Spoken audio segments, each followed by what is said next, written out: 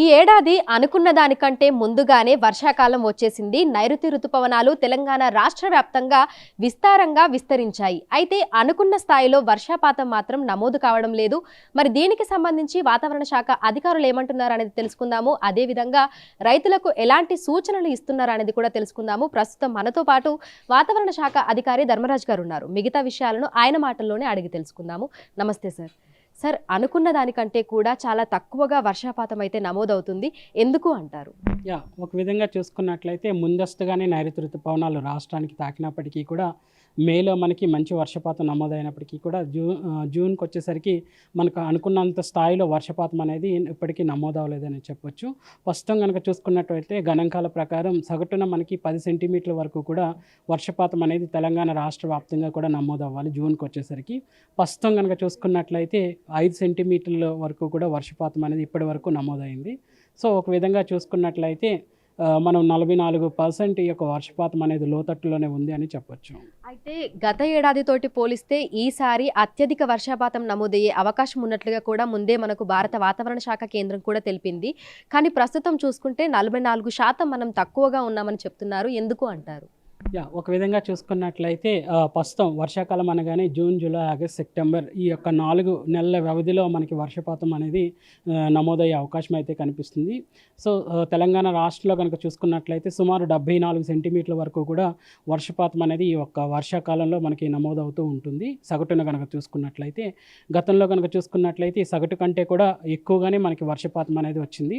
So గత సంవత్సరం కూడా జూన్లో మనం చూసుకున్నట్లయితే వర్షపాతం అనేది ఈ నమోదైన గణాంకాలు తక్కువ ఉన్నప్పటికీ కూడా జూలై, ఆగస్టులో మనకి వర్షపాతం అనేది నెమ్మదిగా కవర్ చేసింది. సెప్టెంబర్కి వచ్చేసరికి మనకి ఎక్కువ వర్షపాతం రావడం వల్ల ఎక్సెస్ రెయిన్ఫాల్ అనేది కూడా నమోదైనటువంటి గణాంకాలు మనం చూస్తున్నాము. ఈ సంవత్సరం కూడా ఒక విధంగా జూన్లో మనకి ఇప్పటివరకు కూడా మనకి 44% డెఫిసిట్లు ఉన్నప్పటికీ కూడా జూలైలో ఈ వర్షపాతం అనేది కవర్ అయ్యే అవకాశం అయితే కనిపిస్తుంది. అయితే ఈ ఏడాది చూసుకుంటే కాలాలన్నీ కూడా మనకు భిన్నంగా కనిపిస్తున్నాయి. అనుకున్న దానికంటే ముందే కూడా మనకి వర్షాకాలం, ఎండాకాలం ఇవన్నీ వచ్చేసాయి.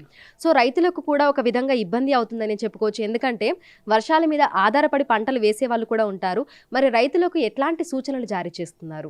ముఖ్యంగా చూసుకున్నట్లయితే ఈ పంటలు కూడా ఇటు వర్షానికి బేస్ చేసుకుని పండించే పంటలు ఉంటాయి. అట్లాగే ఈ రివర్ సిస్టమ్స్ ద్వారా రివర్ వాటర్ని ఉపయోగించుకుని పండించే పంటలు కూడా ఉంటాయి. ముఖ్యంగా మన ఉత్తర తెలంగాణ జిల్లాల్లో కనుక చూసుకున్నట్లయితే ఎక్కువగా ఈ యొక్క ప్రస్తుతం కనుక చూసుకున్నట్లయితే వరి పంటలు, అలాగే చూసుకున్నట్లయితే టమాటో, అలాగే బ్రింజాల్, అలాగే చూసుకున్నట్లయితే ఇంకా చిల్లీ పంటలు అనేవి ఇక్కడ నాటుతూ ఉన్నారు. ఇంకా దక్షిణ అలాగే మధ్యస్థ జిల్లాల్లో కనుక చూసుకున్నట్లయితే ఇటు మొక్కజొన్నతో పాటు వేరుశెనగ, అలాగే చూసుకున్నట్లయితే కందులు, మినుములు, పెసలు అనేవి ఇవి పంటలు కూడా ఇక్కడ కొనసాగిస్తున్నారు.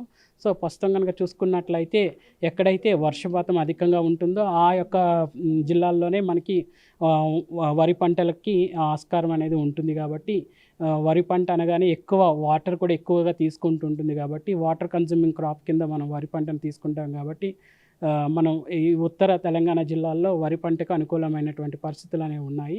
వేరే దక్షిణ తెలంగాణ కానీ ఇటు మధ్యస్థ తెలంగాణ జిల్లాల్లో మాత్రం ప్రస్తుతం కొంచెం వాటర్ తక్కువ కన్జ్యూమ్ చేసే క్రాప్స్కి వెళ్ళడం మంచిదనేసి సూచించడం జరుగుతుంది. అయితే క్రాప్ క్యాలెండర్ కూడా మనకి వాతావరణానికి అనుగుణంగా మారుస్తున్నారని మీరు గతంలో చెప్పడం జరిగింది. అయితే ఉత్తర తెలంగాణలో ఎక్కడైతే మనకు అత్యధికంగా వరి పంటనైతే వేస్తున్నారో ఆ ప్రాంతాలలో వర్షపాతం ఈ ఏడాది ఏ విధంగా నమోదయ్యే అవకాశం ఉంది అంటారు?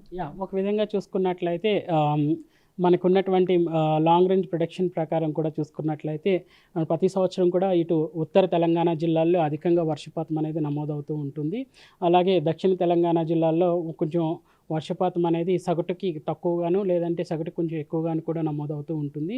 ఓవరాల్గా చూసుకున్నట్లయితే దక్షిణ తెలంగాణతో పోలిస్తే ఉత్తర తెలంగాణలో వర్షపాతం అనేది అధికంగా ఉంటుంది. ఈ రోజు నుంచి రానున్న 4 రోజుల పాటు తెలంగాణ రాష్ట్ర వ్యాప్తంగా పరిస్థితి ఏ విధంగా ఉండే అవకాశం ఉంది? ఉరుములు, మెరుపులు, ఈదురుగాలులతో కూడినటువంటి వర్షాలు కురిసే అవకాశం ఏమైనా ఉందా? ముఖ్యంగా చూసుకున్నట్లయితే ఇటు ఉమ్మడి ఆదిలాబాద్ జిల్లాలు, అలాగే తూర్పు తెలంగాణ జిల్లాలు మినహాయించి అక్కడక్కడ పొడిబారిన వాతావరణం అనేది కనిపిస్తుంది. ఈ యొక్క జిల్లాల్లో కనుక చూసుకున్నట్లయితే తేలికపాటి వర్షపాతం అనేది 1 సెంటీమీటర్ నుంచి 3 సెంటీమీటర్ల వరకు కూడా ఉండే అవకాశం అయితే కనిపిస్తుంది.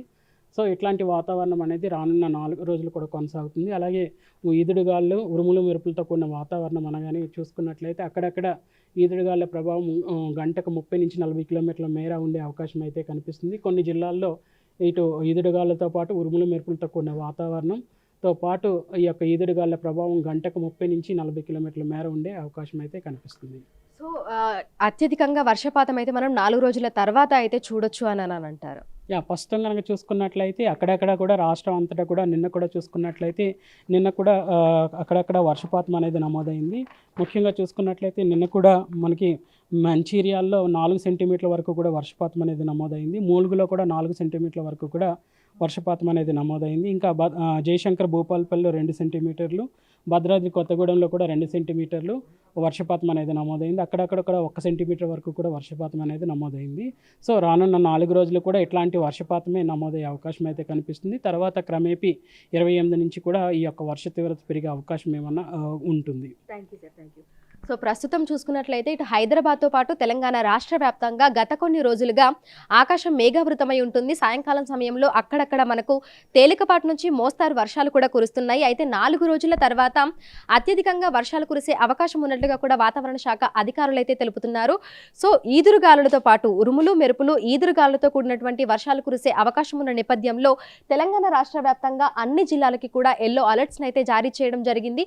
ఇక తెలంగాణ రాష్ట్ర వ్యాప్తంగా తేలికపాటి నుంచి మోస్తారు వర్షాలు అక్కడక్కడ కురిసే అవకాశం ఉన్నట్లుగా కూడా వాతావరణ శాఖ అధికారులు అయితే తెలుపుతున్నారు. వీడియో జర్నలిస్ట్ గౌరవ్తో అంజుమా, బిగ్ టీవీ, హైదరాబాద్.